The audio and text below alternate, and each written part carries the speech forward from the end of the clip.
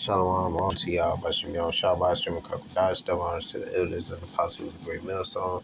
Salutations to all you occupants out there pushing this truth with all honesty and sincerity. By way of the highways and byways, going on the streets, teaching and preaching, and also by way of the internet. Shalom to you, Aqua, for you very few sisters out there listening and learning. It's your brother Nayab, and I'm back with another news update. It's fair use, fair use, fair use, fair use. All right, educational purposes only. Again, it's fair use on these videos. Educational purposes only. This is not for any kinds of monetary gain on any of these videos.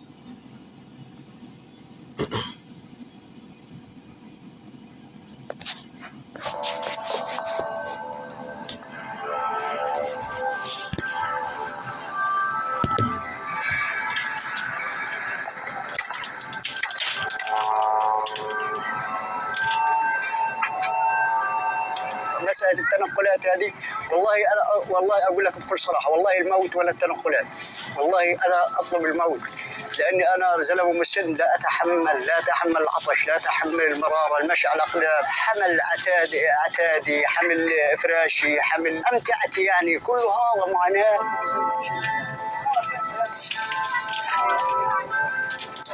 يا رب يا رب. انتقلنا من مكان لمكان أكثر من مرات يعني عديدة، وجينا يعني بعد سماع الجيش الإسرائيلي يعني نتواجد نعود إلى شمال قطاع غزة. رب الناس يفس قلبنا يا رب العالمين. اللهم إني أسألك، لا نملك من المال شيء ولا نملك من المركبات، يعني إحنا كل مكان نقعد فيه نتجنس ونعيد حياتنا، لكن هذه حياة مرهقة، حياة مضنية.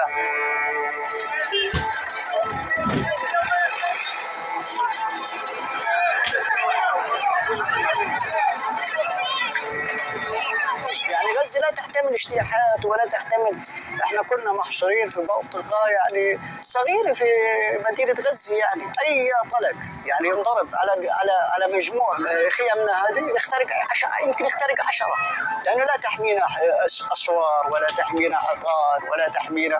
نحن نعيش حالة الخوف، حالة قلة الطمأنينة، نحن يعني أموات مع وقف التنفيذ، ننتظر كل لحظة وكل ثانية أجلنا. ما أنت كيف؟ قطاع غزة لا يوجد فيه شبر واحد آمن.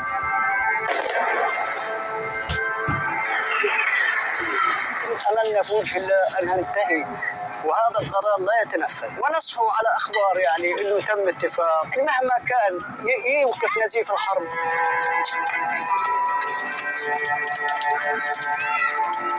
والله أصلا أنا أنظر لقطاع غزة هو محتل أصلا قبل 7 أكتوبر، محتل قطاع غزة.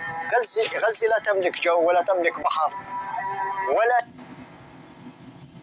تملك شيء. غزة وكل شيء يعني في احتلال، يعني احنا ما نملك شيء حتى نغير كان من حالنا، يعني كل شيء بإيد الاحتلال. تصريح بدك تطلع، بدك تنزل، بدك تعلم إبل.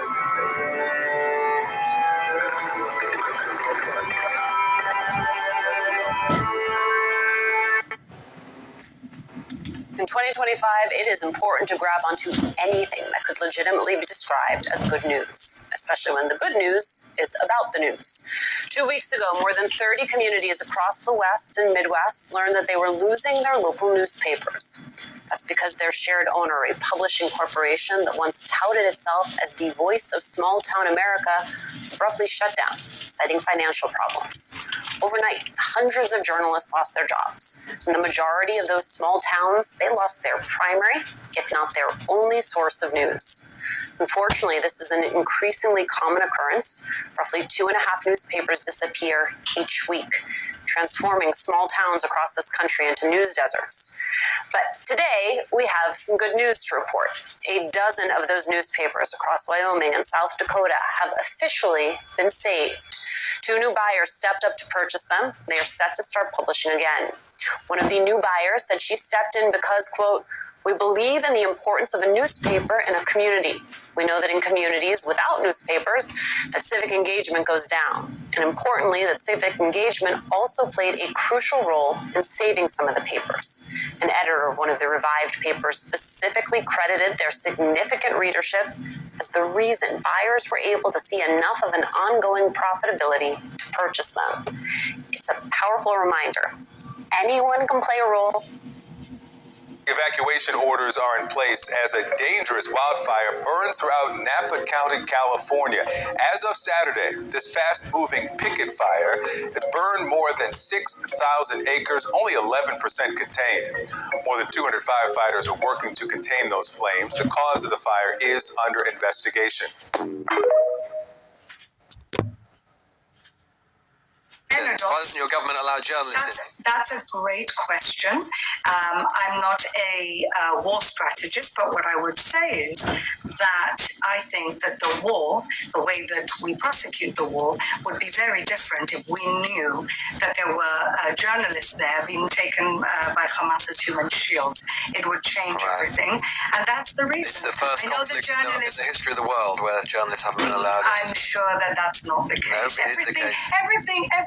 You know, I just heard somebody else just said to me that somebody in this fake body that's just done this report said. What do you mean it's a fake body? It's a UN body. What are you talking about? No, well, the UN are employing. Isn't it weird? This has happened to him. Isn't it weird? Well, why are all these? Let me just put a different question. I can tell you this.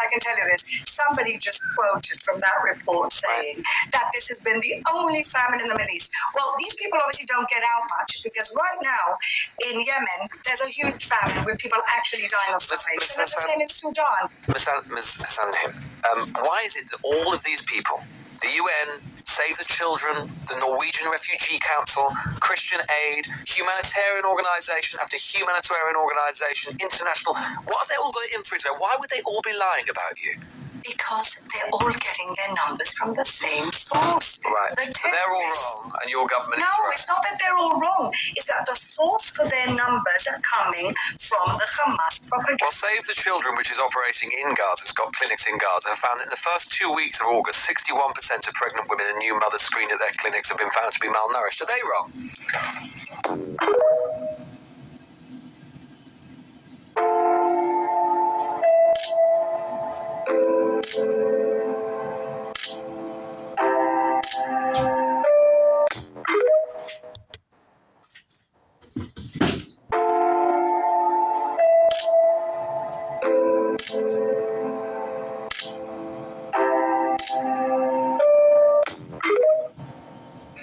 Dying in war is not a genocide. You know what a genocide is?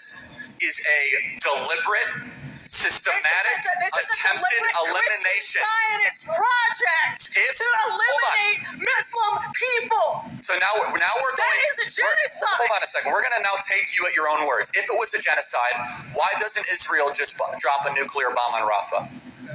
They've been dropping. Answer the question.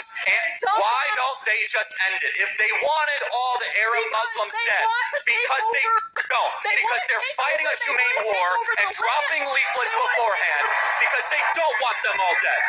I have had enough of this Israel hatred. Instead, Israel has been patient and deliberate. They warn before they attack. They try to get citizens out of the way. They offer humanitarian aid to the people of Gaza. They have funded hospitals. They say, hey, we're about to bomb you. We're about to bomb you. If they're trying to commit genocide. Them not the real people that's over there in the land. We can move on from here.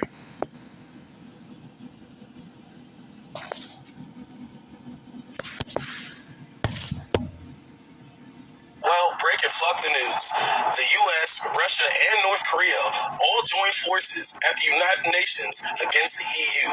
Basically, they voted against condemning Russia for the invasion of Ukraine.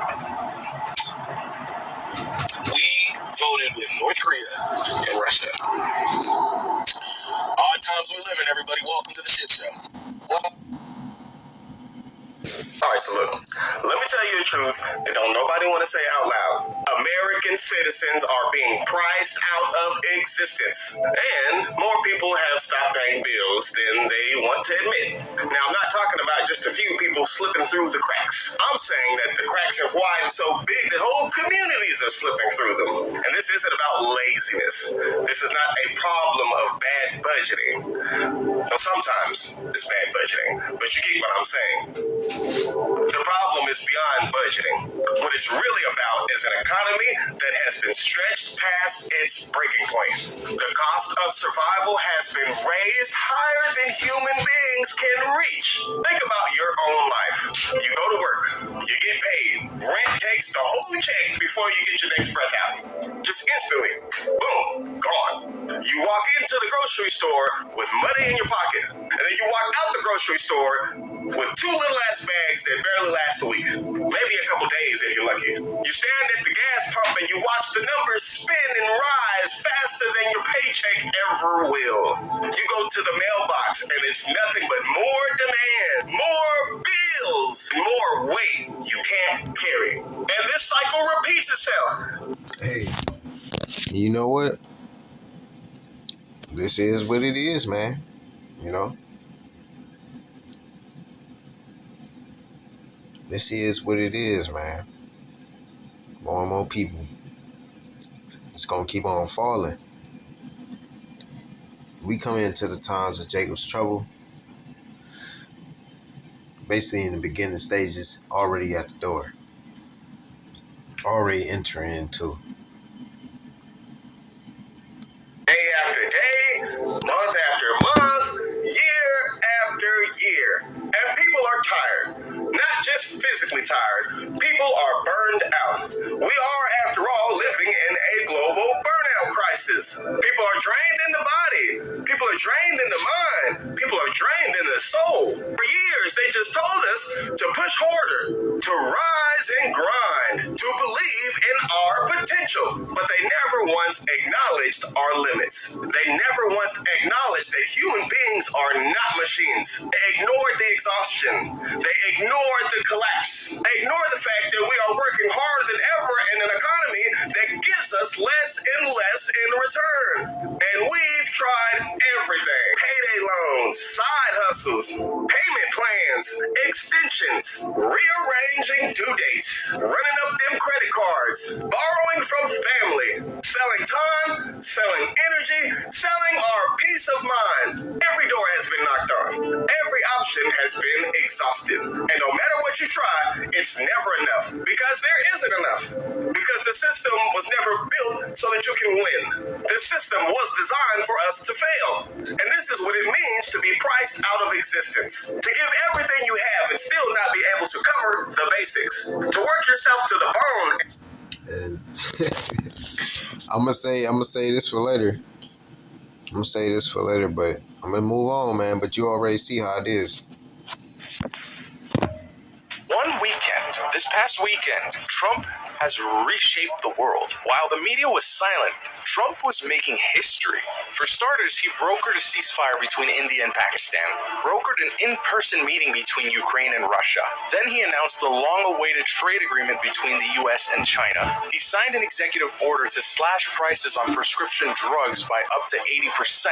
Trump's envoy confirmed that Hamas agreed to release the last known American hostage in Gaza. He signed an executive order for a self-deportation program to allow illegal immigrants free flights and financial incentives to get out of our country. And finally, he signed another executive order establishing the National Center for Warrior Independence, aiming to house up to 6,000 homeless veterans by 2028. I don't know about you, but this is what I voted for. We voted for the man that is right for this job. During a weekend, 3 days is what it took for Trump to accomplish 7 major things that'll reshape this world. During Biden's whole presidency, he couldn't even accomplish one of these things. I'm blown away. One. You think it's okay that 61% of pregnant women are malnourished in Gaza? I think you don't think your government has any moral responsibility towards those women? unfortunately, we left Gaza in 2005, and we left it in the hands of Hamas in order to rule their own people, to create this Palestinian state they say they wanted, and they turned it into a terrorist base. They attacked us from 2008 with rockets into our sovereign territory. And now 60% they of haven't pregnant stopped women are attacking. malnourished. You don't know that number. I do know that number. Save the Children has confirmed it. They've got clinics in Gaza. I'm going to believe them over you. Hamas. Right. Save the Children get their numbers from Hamas. Right. Save the Children why nobody is distributing the food that actually is. It's just weird that everyone's got it in for Israel. Everyone else is wrong. Everyone else is wrong. But you really don't want to hear because you also have an agenda. And so because you have an agenda, you use the sources that actually confirm your agenda. And if you want to do you don't have the agenda, of course. Okay, Fleur Hassan Nahum, their former deputy mayor of Jerusalem. You think it's okay? Them if the Department of Education actually does shut down. So I'm going to break it down for you real quick. First things first, your existing student loan isn't just going to disappear, but things could get a little messy. Let's talk about what could actually happen. Number one, programs in danger. Those federal aid programs that you know and love, work study, subsidized loans, some grants, they could go poof. Number two, financial aid delays. If you're currently in high school or in school and getting more loans, your financial aid could be seriously delayed. And of course, that's not fun when your tuition is due. Number three, private loans. This could be the scariest part. Many students might be forced to turn to private loans with higher interest rates and fewer protections. So if President Trump makes good on his campaign promise to eliminate the Department of Education, pay attention, stay informed, and عدد من الاستهدافات في الحي في هذه الليلة برج الحداد وبرج الروضة أيضا المنزل يعود لعائلة الشعب.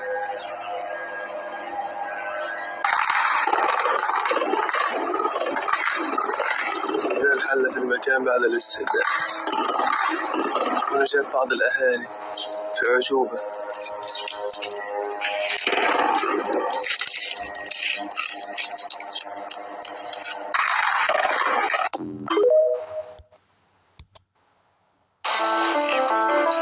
전투중심과 우리의 인생, 역사의 전부는 이 명예도 비중하지만 진정으로 너를 생각한다면 무언가의 예수도 눈치없이 이어질 수 있었던 도르스크 해방작전. 이 정렬한 전장에서 이 군대 투교의 전투정신과 우리의 영맹, 역사의 전무한 대중적 영웅주의 목숨으로 한치 한치 생존을 Retailer Target is reeling. Sales have stalled, its stock price has plunged, and the company faces growing backlash months after rolling back its diversity, equity, and inclusion, or DEI, initiatives. A boycott led by our next guest slowed store traffic nationwide and is among the factors that pushed longtime CEO Brian Cornell to step down after 11 years. Now, Target is scrambling to reset its image and strategy. We're joined now by Pastor Jamal Bryant of New Birth Missionary Baptist Church in Georgia, who spearheaded that boycott. Pastor Jamal Bryant, thank you for being with us. My privilege. Thank you.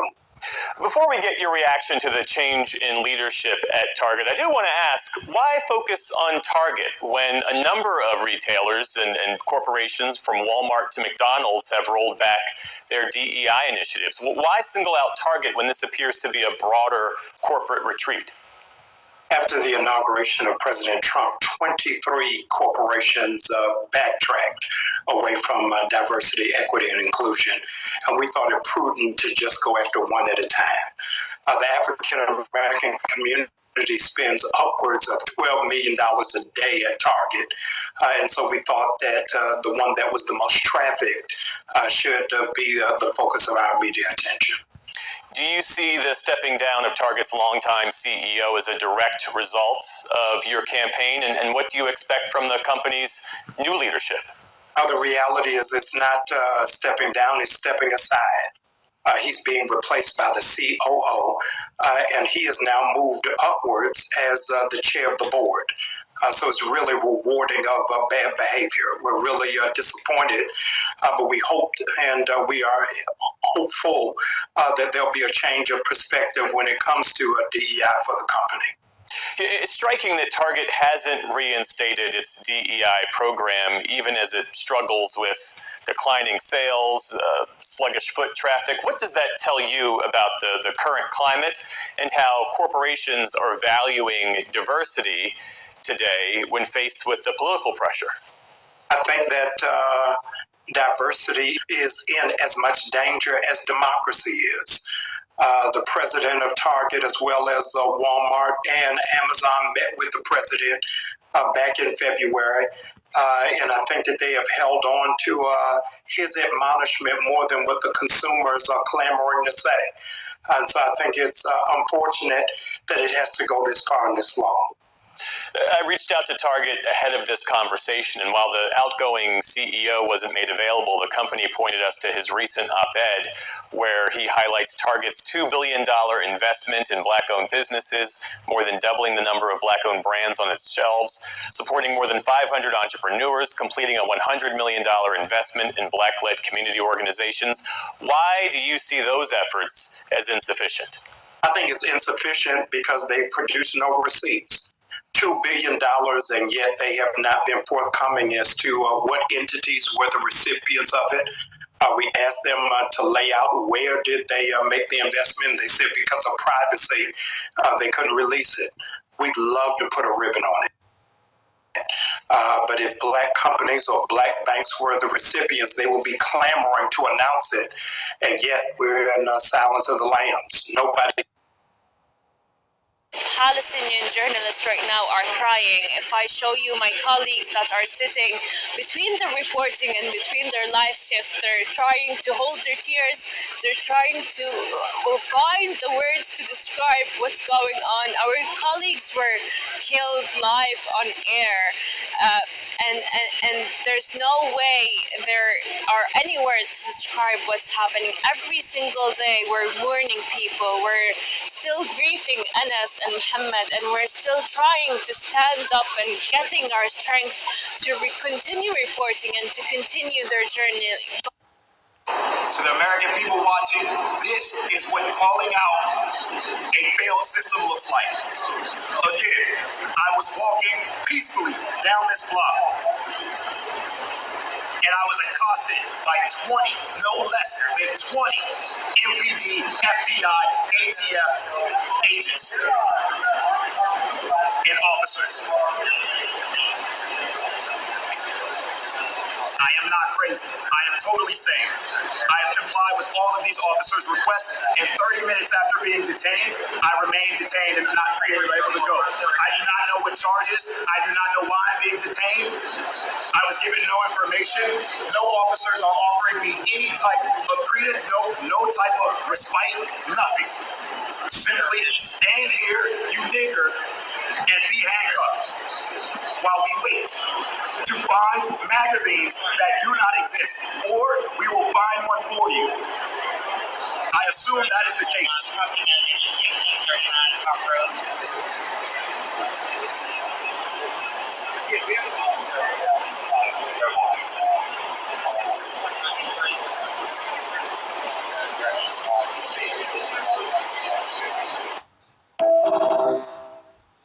What does that mean to you, Black History Month? It means that that's racism, because they don't celebrate White History Month. We don't have it. I'm part Italian. I don't have Italian History Month.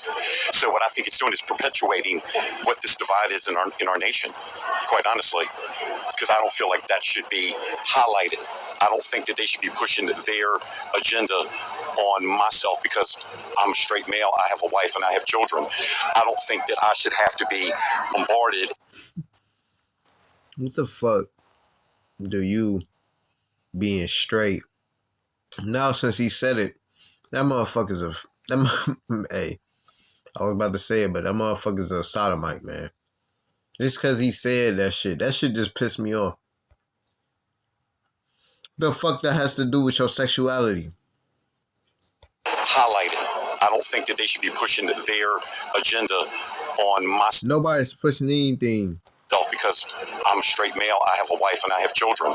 I don't think that I should have to be bombarded in besides the coming of Yahweh Shem Yahushua at the end of the day. But damn, bro, like this motherfucker, like, what the fuck, bro? I'm a straight male, I have a wife, and I have children. I don't think that I should have to be bombarded and brainwashed through media through those months that are Pride, Black History. I don't think that's something that should be, dictated to me. Is it a learning opportunity? Not at all. Because when I was in school, we learned, certain Black leaders, things like that. I don't need to hear it every single year for a whole month. Do you think I'm going to move my finger now and it... Yeah, there is that little extra thought process because I almost operated. I think that's a big misconception. Is like I just think and it comes to reality. Right. So there is that like thought to muscle, like sort of connection. So I am thinking. So you tell your arm what to do. Yeah, like squeeze the clothes, flex it open. I'm conscious of where I'm at in the grip mode cycle as well. And obviously over time, it's going to get more and more advanced. And they're completely wireless. So if you like pull and twist, pull and twist. Press it up again. Oh my God, I feel like I'm hurting. There you go, I know, right? But yeah, so you can actually operate when it's attached as well, which everyone's quite excited about. And that's due to the wireless. So let me put this down. So you are thinking. It still work. I'll just move that glass so the cameras can see it. Yeah. Wow, can you do it again? Yeah, so it's just like frozen here, so I can just press that button, and from that point onwards you can make it crawl or do whatever. In your brilliant influencing, you're saying to people not having a hand isn't something to be ashamed of, as in hide it under the glove. It's out there giving you strength and power. Bitch, fuck you, bitch! I got my a bunch of freaking losers here supporting genocide and anti-Semitism. Hey, these people to claim that there are people. She doesn't own this pole. She was littering. You ain't cute, bitch. Get the fuck out. Fine. Happy? Now I'm not littering. I don't want to. I'm maybe a child. She was not crazy with this shit. Hi. My name's Michelle Nesbach, and I'm a proud Zionist. Good. This is a piece of paper.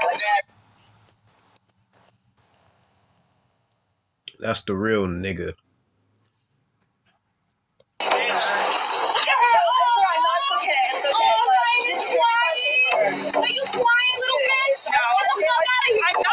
It amazes me to see people that's stolen my people identity and then to see them fight against each other when they both the same people. You stole somebody else's identity, claimed to be somebody else, claiming to be my people. And now you're out there arguing with your own cousins, your own family members, Pale Edomites, Esau, Edom, Amalek, part of the whole system. And y'all just do this. I can't wait until this place get destroyed. It's so close you can't even, I can even taste it. Cause you motherfuckers gotta die, man. Not by us, but by Yahweh Shah. This place has to go. We physically won't do anything. I'm not gonna physically do anything. Let me put that on myself. But these motherfuckers gotta go, man. They gotta go. Oh my God, I'm doing so bad, call the police on me. Hey guys, this is like the problem is all fights. No, it's not. The problem is that they started. It doesn't matter if it started. The problem is the wars continue. So everyone should de-escalate. It's all about de-escalating. We don't do it everywhere. Bring the police. You're supposed to want peace. When you ask me, you don't want peace. No, you don't want peace. What happened on October 7th?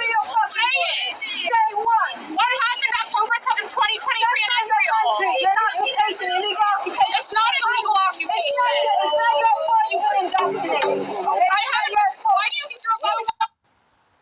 You see why they both look stupid? Even though the one on the left, she letting her have it. But the one on the right, all the way, she off. You're not an Israelite. Through the spirit, I can even tell that's not an Israelite, bro. Education. Whatever. What's her education? That's her stuff. It doesn't matter. It isn't her stuff. You gotta want peace. And you I want peace. Free the hostages. Free the hostages. How are you all so stupid? Military. They're not even hostages. They're military. Don't say yourself. Well, I read it. What's your education on this? I want to hear what you know about it. You don't have to answer. What river is it? You don't have to answer nothing. Don't touch the shit. What's the name of the river? You're so dumb you don't even know the name of the river. That's right. You want rivers. You want peace. You don't want peace. You don't either. Breaking fuck the news. The live got taken down on TikTok. So here's a quick update of everything Donald Trump fucking said in this executive order signing spree. Main things is there's going to be no cash bail no more in the DC area because he has federalized it, so he can do that apparently. Also, he signed an executive order to give Pete Hegseth permission to essentially make a special task force within the National Guard that trains specifically in civil unrest. And third and finally, signing an executive order saying if you burn an American flag, you take your ass to jail for 1 year. And then he went off on a rant. He had fucking terrible bruising on his hands. They just made up a bunch of fucking numbers. He had damn near a half stroke on camera. That's not an exaggeration. He was like, 7, 28, 32, 35, 38 states. He's, we're fucked. Everybody, I'll keep you updated. If we could get your reaction, sir. The Israelis bombed a hospital in Gaza, killed 20 people, including 5 journalists. When did this happen? This happened overnight, today. I didn't know. Any reaction to this? Well, I'm not happy about it. I don't want to see it. At the same time, we have to end that whole nightmare. I'm the one that got the hostages out. I got them out. All of them. Steve Witkoff has been amazing. He's done a great job. But I'm the one that got them all out through my people and through me. And now we're left with probably a little bit less than 20 because I think 1 or 2 are gone. And I said a long time ago, I'm going to get them out. But when we get down to that final 10 or 20, these people aren't going to release them because they're dead after they release them. So it's a nasty situation. Very nasty, horrible thing. Flag burning. All over the country, they're burning flags. All over the world, they burn the American flag. And as you know, through a very sad court, I guess it was a 5-4 decision, they called it freedom of speech. But there's another reason, which is perhaps much more important. It's called death. Because what happens when you burn a flag is the area goes crazy. If you have hundreds of people, they go crazy. You can do other things. You can burn this piece of paper. But when you burn the American flag, it incites riots at levels that we've never seen before. People go crazy. An initial strike by the Israelis. We're hearing a drone. And then as rescue workers moved to try to assist those injured or killed in the first strike, a second strike hit. The names of the journalists killed are colleagues. Al Jazeera's Mohammed Salama, Reuters news agency Hossam Al-Masri. He is believed to have been actually operating the live feed camera for Reuters when the first strike hit, and that feed, of course, went dead.